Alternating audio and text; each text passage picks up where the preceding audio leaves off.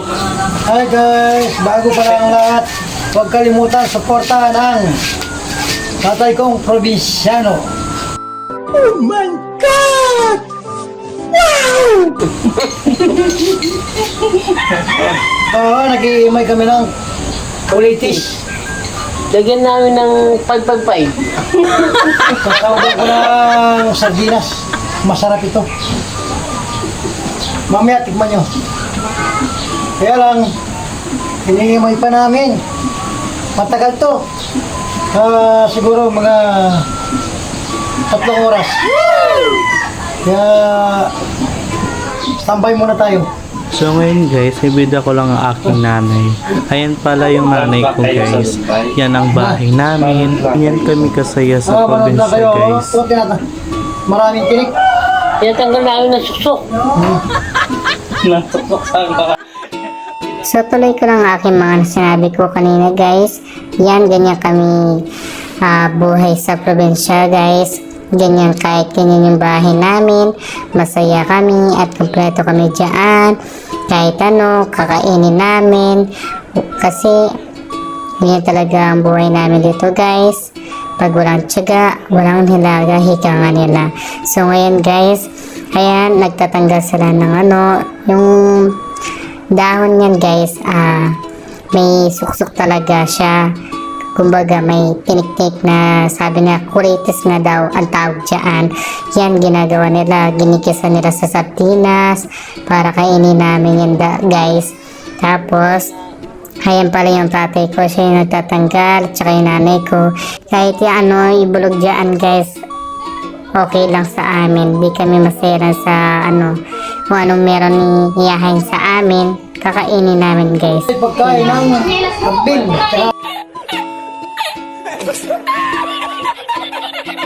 Ng kalabaw. Pero Hindi naman, tao pa rin ha. kakainin namin. Kakainin ng mahirap. Kanya talaga ang buhay mahirap. Yung kinakain ng hayop, kinakain din ng tao. As a probinsyano guys, proud na proud ako sa pamilya ko guys. Kahit na ganyan ang buhay namin sa probinsya guys. Napapakain na kami ng nanay ko at tatay ko ng 3 times a day. Kahit ano guys, pwede kasi itanim, maraming mga pananim kasi dyan guys pag sinabing probinsya. Kahit ano, kakainin namin para makakain lang sa loob ng 3 araw. Kasi guys, sa panahon ngayon guys, huwag na tayo pa choosy-choosy ngayon guys. Ang importante, meron lang ang laman ng ating mga tiyan. At the same guys, ganyan talaga ako nagpursige na mag-abroad. Kasi ayaw ko yung nakikita yung aking pamilya na ganyan. Ngayon guys, yung nanay ko na yan, kung makikita nyo guys, dati pa yung video na yan guys. O ngayon, yung nanay ko ngayon guys, naka-mild stroke siya. Kaya ganyan ako nagpursige na mag-abroad. Kasi lahat ng ginagawa ko to guys, para sa kanya to. Lahat guys talaga ginagawa ko para sa pamilya ko, para mapabuti yung nanay ko, tatay ko, pamilya ko, ate, kuya. Gusto ko mapaganda yung aming bahay. Yan ang goal ko ngayon guys. Sana sa panahon ngayon guys, tulungan ako sa goal sa aking buhay. Sa trabaho ko na ito guys, sana huwag ako pabayaan. God is good all the time. Hika nga nila guys. So ngayon guys, nais ko batiin ng aking nanay na Happy Mother's Day, Nay. Ma, sana mingat ka Aldoldo. Yung mo ko isipan na Choco Kenny, ma. Mahal na mahal kita. Adyang ako sasabi kaya ka na as a person kaya ka na kaluguran da ka babatak. Sana ma biyan ka akong ngaldo ni ma para hirap da ka masarese tapos at sana ka uli ko okay na ka gawan ko yung ganagana ma para kaya ka.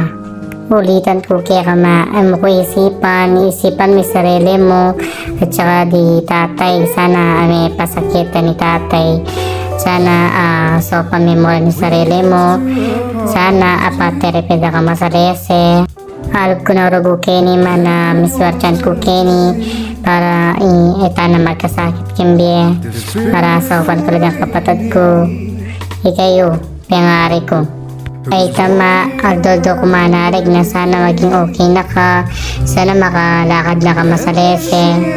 Kaya balo ng gawan ko kung hala ka. Ikimbiya ko may. Sana sa pagaling ka masalese na. I love you ma. Ikimbiya ko. Ikaya dwa itatay at saka din kapatid ko. Pasensya na kaya kayo matay kung masyas ko bumuran buntok minsan. Yung sasabihin nyo yung matay. Samasan ko Kenny. Tang sasabihin nyo na ako makatatak ng tita ganaganangan ditang sasabihin nyo ka na ako matay. Makabaw niyo tayo ako karingwan to. So ngayon guys, pasensya sa mga nasabi ko kanina. Nagkapampangan pa ako kanina kasi hirap ako mag-Tagalog. Nabubulol ako, pasensya na guys. Ganun talaga ako magsalita. So ngayon guys, ang sinabi ko pala kanina, nagpapasalamat pala ako sa kanila, sa aking mga family, because kung hindi lang dahil sa kanila, wala ako dito sa mundong ginalawa na ito guys, at hindi ko may mahaharap yung buhay ko sa ngayon guys. Kaya blessing ako sa kanila kahit na ganito ang buhay, kahit mahirap, kahit mahirap talaga guys, kakayanin lang, laban lang sa buhay. Huwag mawawala ng pag-asa habang may buhay, may pag-asa, sabi nga ni tatay ko. At manalig lang sa Panginoon. At kahit ano ang buhay mo dati, kung ano yung kinagisnan mo dati, sana kung ano ka dati, ganun ka din sa ngayon. In short guys, kung ano ka dati, huwag ka dapat makakalimot sa kung saan ka nang galing, sabi nga ni tatay ko. Isa sa sinabi ni tatay ko na para kang gulong, kung minsan nasa itaas ka, kung minsan nasa ibaba ka. Nasa sayo na lang kung paano mo i-handle sarili mo. If ever you reach someday, how can you handle yourself? Sa panahon kasi ngayon guys, minsan pag yumayaman na tayo, nakakalimutan natin yung mga nakaraan natin, kung ano yung paghirap natin. I mean guys, yung mahinalog lang yung mga nakaraan ngayon, yung latest ngayon, kung ano nangyayari sa buhay nila, hindi nila alam kung saan sila galing dati, yung mga tumulong sa kanila, hindi nila alam yun guys. Ganyan yung panahon ngayon. Yun lang guys, thank you for watching.